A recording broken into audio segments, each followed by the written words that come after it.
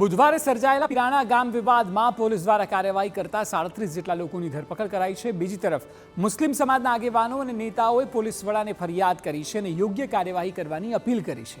આખા મામલે શાંતિ ડોળાવવાનો પણ અસામાજિક લોકો પર આરોપ થઈ રહ્યો છે। સવાલ એ છે કે આખરે આ શાંતિ ડોળાવવાનો પ્રયાસ કોણ કરી રહ્યું છે?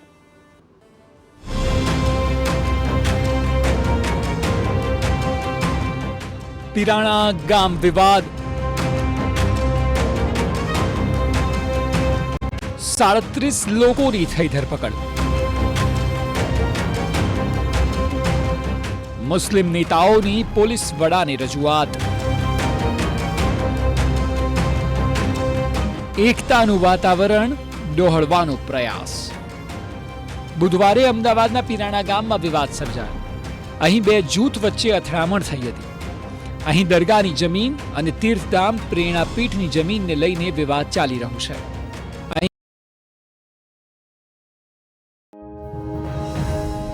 એક વાત કહું ભાઈ, આજે આપણા દેશની સામે આંખ ઉઠાવીને જોવાની પણ કોઈ હિંમત કરતું નથી। પહેલા આપણે આપણા દેશમાં ડરીને ચાલતા, હવે આપણા દુશ્મનો તેમના દેશમાં પણ સુરક્ષિત નથી।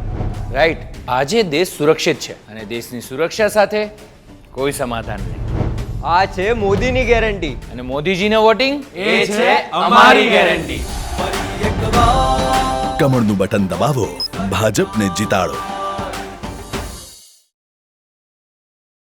હિન્દુ અને મુસ્લિમ બંને સમાજના લોકો આસ્થા ધરાવે છે, ત્યારે અહીંના પ્રાંગણના કેટલાક બાંધકામમાં ફેરફાર કરાતા આખો મામલો બીચક્યો હતો। પ્રસિદ્ધ ઇમામ શાહ બાવાની દરગાહમાં કેટલીક કબરોને તોડી પાડવાની ઘટના સામે આવી હતી, જેને પગલે મોટી સંખ્યામાં ગ્રામજનો ભેગા થઈ ગયા હતા।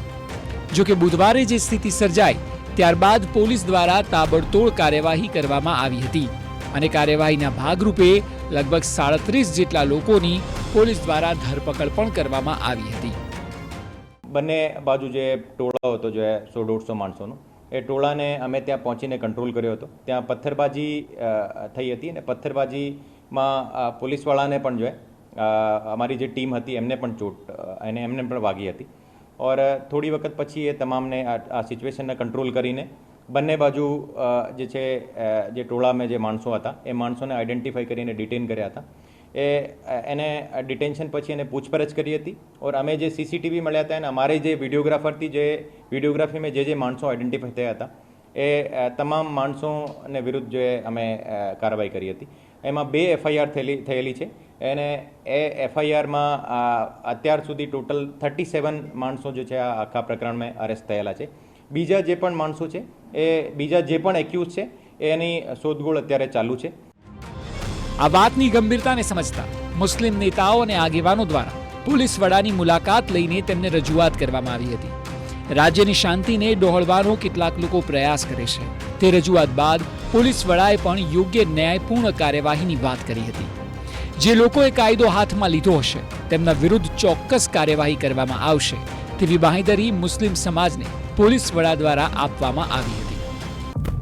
અમારી પેઢીને તો વોટની સામે દગા જ મળ્યા હતા ને અમારી પેઢીને બસ માત્ર ગરીબી હટાવવાના નારા। બધી ભેગી થઈને હવરમાં પાણી ભરવા જાતી, સ્વમાન નેવે મૂકી અને અંધારામાં કુદરતી હાજતે જાતી, ધુમાડામાં આંખો બાળતી। અને ત્યાં અમને મળી ગયા આપણા નરેન્દ્રભાઈ કામદાર। આપણા દરદનો અહેસાસ થયો મોદીજીને, ત્યારે જ તો વીજળી, પાણી, ગેસ, શૌચાલય તાબડતોબ બધું પુગાડી નાખ્યું। હવે ઘરમાં માંદગીના ખર્ચાઓ સાવ ઓછા થઈ ગયા છે ને બા? હાસ તો દવાઓના ખર્ચા ઘટ્યા છે અને સમય પણ વધ્યો છે। ભલું કરજો, અમારા જેવા કરોડો લોકો ગરીબીમાંથી બહાર આવી ગયા। હા, પણ મમ્મી, ભાભી, મોદીજી કહે છે આ તો હજુ ટ્રેલર છે, હજુ તો આખા ભારતમાંથી ગરીબી હટાવવાની ગેરંટી છે મોદીજીની। અને મોદીજીને જીતાડવાની ગેરંટી આપણી। કમળનું બટન દબાવો, ભાજપને જીતાડો।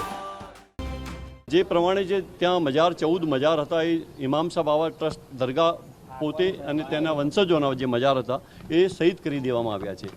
અને જે લોકો આના અંદર જે સામેલ છે એના ઉપર કાયદેસરની કાર્યવાહી થવી જોઈએ એવી આજે અમે ડીજીપી સાહેબને સમક્ષ રજૂઆત કરી છે અને ડીજીપી સાહેબ તરફથી બી પ્રત્યુત્તર અમને મળ્યો કે ભાઈ ચોક્કસ એમાં એફઆઈઆર દાખલ કરીશું અને જે ગુનેગાર છે અને જે ષડયંત્રકાર છે આના પાછળ જે કોઈ ષડયંત્રકાર છે એના પર એક્શન લેવા જોઈએ।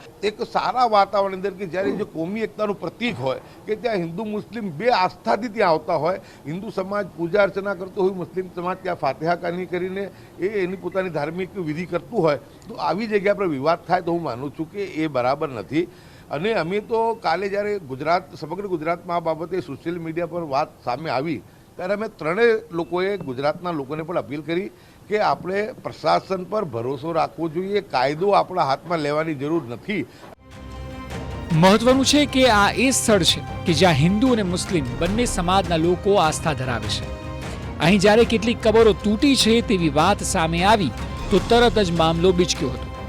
ઘટના ઘટતાની સાથે જ અમદાવાદ જિલ્લા પોલીસ વડા, એસઓજી અને એલસીબી સહિતના પોલીસ કાફલાએ ઘટના સ્થળે પહોંચીને આખો મામલો થાળે પાડ્યો હતો અને એસઆરપી સહિત સશસ્ત્ર જવાનોને તૈનાત કરાયા હતા. કોઈ પણ પ્રકારની અનિચ્છનીય ઘટના ન ઘટે તે માટે પોલીસ તંત્ર દ્વારા પણ સજ્જ પગલાં લેવાયા. જો કે આ બનાવ બનતા અનેક સવાલ ઊભા થઈ રહ્યા છે. આખો મામલો કઈ રીતે બીચક્યો? મામલાના ખરા ગુનેગાર કોણ છે? કબરો તૂટી અને મામલો બગડ્યો? જૂથ અથડામણના ષડયંત્રકાર કોણ? શું શાંતિ ડહોળવાનો પ્રયાસ થયો છે? આ મામલે પોલીસ ઊંડાણપૂર્વક તપાસ કરી રહી છે. બીજી તરફ પોલીસ વડાએ મુસ્લિમ નેતાઓને ન્યાયપૂર્ણ કાર્યવાહી કરવાની બાંયધરી પણ આપી છે.